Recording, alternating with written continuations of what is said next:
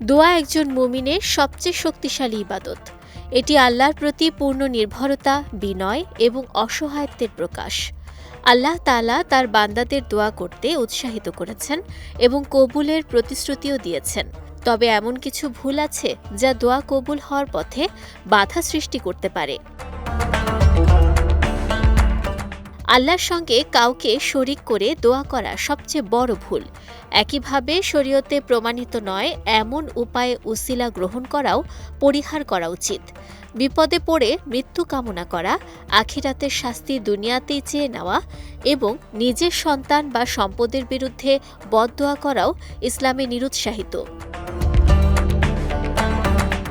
এছাড়া আত্মীয়তার সম্পর্ক নষ্ট হওয়ার জন্য দোয়া করা, আল্লাহর রহমতকে সীমাবদ্ধ করে শুধু নিজের বা নির্দিষ্ট গোষ্ঠীর জন্য কল্যাণ কামনা করা এবং দোয়ার সময় আদব, বিনয় ও শালীনতা উপেক্ষা করাও অনুচিত। অনেকেই মনে করেন নিজের দোয়া কবুল হবে না, তাই শুধু অন্যের কাছে দোয়ার অনুরোধ করেন। অথচ প্রত্যেক মুমিনের উচিত নিজেই আন্তরিকতার সঙ্গে আল্লাহর কাছে হাত তুলে দোয়া করা।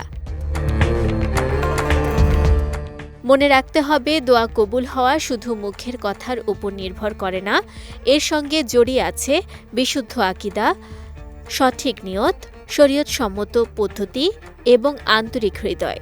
তাই আমাদের উচিত দোয়ার আদব মেনে চলা এবং এমন সব ভুল থেকে বেঁচে থাকা যা দোয়া কবুল হওয়ার পথে বাধা সৃষ্টি করতে পারে। বিজয় টিভি নিউজ ডেস্ক।